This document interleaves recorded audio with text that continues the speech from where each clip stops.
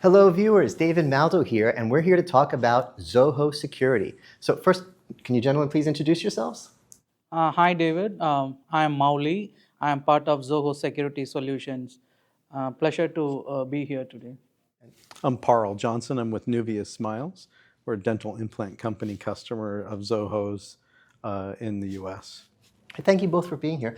Now let's start with talking about just Zoho security in general. Zoho is very big with small and medium businesses, and small and medium businesses can kind of take risks and try out other companies and whatnot. But as we get to larger and larger companies, people are like, I think I need to use a name that's more familiar. They're worried about security. So Zoho really has to beef up security to convince all these customers we got it. So what is Zoho's security story? Zoho, as a company, we launched in way back in 2005. Started with CRM, writer, and all that, right? So over the years, we are adding apps across all the major categories. But security and privacy is something which is very, very core to what we do at Zoho. We don't have any third-party trackers in our website. We don't have any third-party trackers in our applications. When it comes to security, the portfolio today is in the 4 layers, starting with the browser, which is the ULA browser, followed by the directory service. On top of it, there is a vaulting solution where people like Paul and everyone is using, which is also trusted by thousands of businesses across the globe, small, medium, large, and all that. So we also have multi-factor authentication, which is crucial for critical accounts. You cannot just rely on a pair of username and password for your critical account. You need an additional layer of security. You talked about small business. I need to give a fact here. More than 60% of small businesses are usually targeted by cyber criminals because they don't have the right tools. So having the right tools is essential to combat with today's cyber threats. Okay, so there's really two layers to this. There's security within Zoho's apps across the platform, Correct. but there's also specific security-minded apps that we put into play. Correct. That's excellent. So let's talk as a customer. When you were choosing Zoho, was security a concern, or were you thinking, might be safer if I go with something more familiar? It was a major concern. Security, from our perspective, was more related to things like the HIPAA regulations that we have to abide by in the health industry, and then knowing how we manage users inside of that regulation and what users can see and not see, the exposure of data, those types of issues. And so Zoho was a really nice fit for that because, the layer underneath all of that was also the database layer. So you go up from each layer and realize that they'd really done a good job of accounting for the ability to manage those types of compliance issues that we have to accommodate. And again, to the OAuth parts, and in Cliq especially, we had the ability to manage how people can chat, who they can chat with. There was a really good permission layer there for it, as well as the encryption of data and those types of things. So they provided that stack, so we didn't have to be that worried about it and just be worried about building operations. I want to, just to make a joke, I want to double click on Cliq. That sounds interesting to Right. me. How are you using that? Cliq was one of our most interesting transitions, and because they all came from Slack. So we at the time had, I think, 500 or 600 users in Slack when we transitioned, and we now have over 2,000 users in Cliq.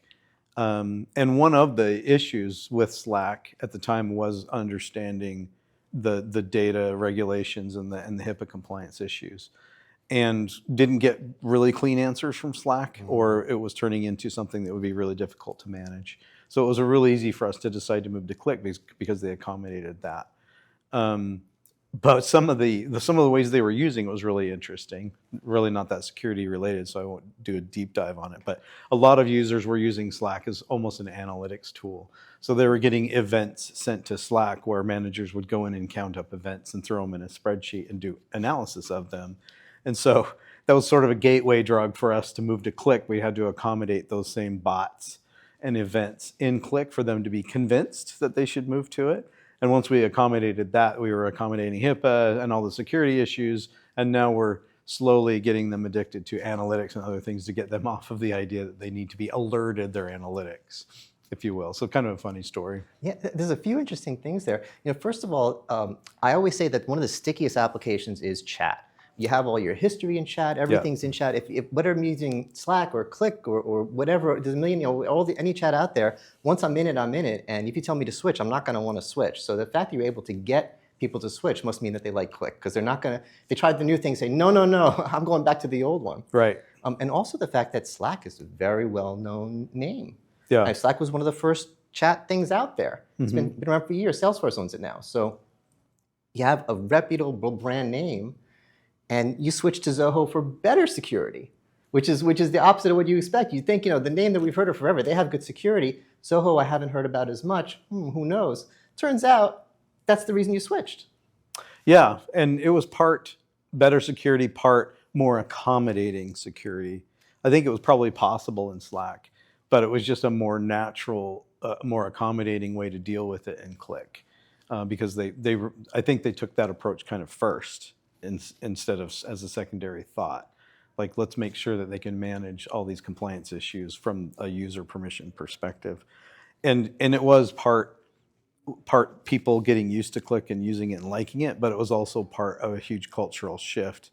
And part of it was by edict. Like, there was a small enclave of folks that were just like, why are we moving again? And had to be, we're moving because the boss said so. Yeah, some people need to push. That's right. So it was not all peaches and cream, but it was, at the end of the day, I think everybody has appreciated the move and is using it really well. So let's use that as an example. I'm sorry, you're going to? No, I just want to add to what he said.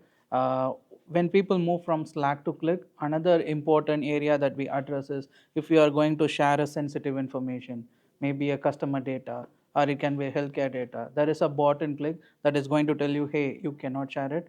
This is going to be masked. So that is there in place. That is why companies love us using Cliq. I love bots in chat. I love the /command, what's going on, and it gives you the information. I wish people would use them more, but using it for security is a great use. And I should have realized at the beginning, healthcare. So with HIPAA, if you have a security breach, you don't just lose customers, you could have the law out after you. You can be in big trouble. So this isn't just a nice to have or a business concern. This is a keep us out of jail kind of thing. That's right. It's a huge liability, and that's a very huge issue coming from the top. So trying to accommodate all those top-heavy issues as far as liability concerns and making sure it's still a user-friendly environment is a nice fit for Cliq. So when Cliq was designed, and we're using Cliq as an example, but this isn't about Cliq, this is about security. But I want to expand it to the rest of the Zoho portfolio. Was it just something, when you were designing Cliq, you're like, we need chat has to be super secure, or is that kind of a fundamental thing for all your developers, for all your apps? So this is something very common across the Zoho corporation. So whatever type of the app it be, whatever type of service it be, even including the AI agents that we have recently launched, privacy and security will be the core of what we build at Zoho Corporation. I will give you another example. We have a digital signature solution, Zoho Sign, especially for healthcare. So we have built a special module with FDA regulated controls. So why we do that? We want our customers across verticals to have all the controls in place so that they can focus on operations, like he rightly said, and we want to take care of the technology part of it.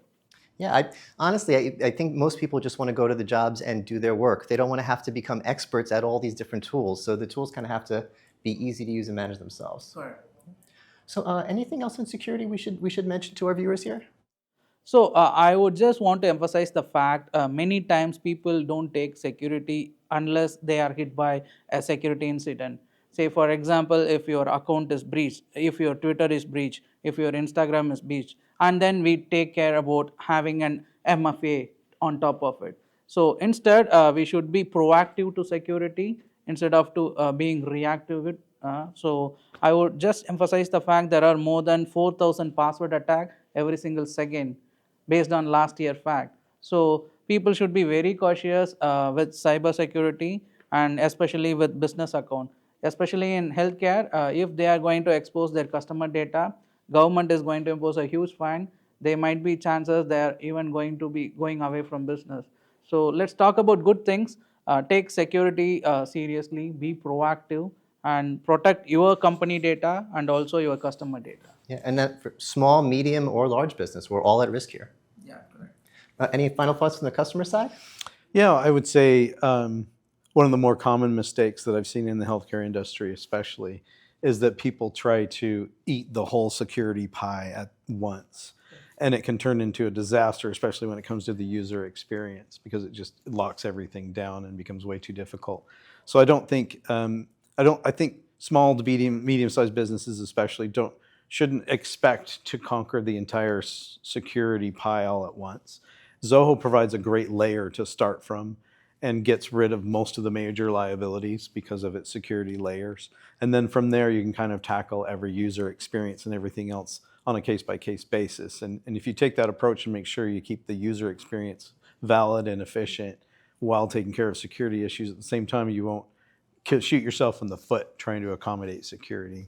Yeah, I wish it was just as simple as, just turn on the security switch and everything Right. works. But like you said, there's layers. You have to choose a provider that has secure apps in the Do it first in place. phases. Yeah. Yeah, and then you have to implement apps that add security on top of that. Yeah. Right. So take it seriously, folks. All right, well, thank you both for being here. This was a lot of fun, and look forward to our next conversation. Awesome. Thank you. Thank you for the opportunity.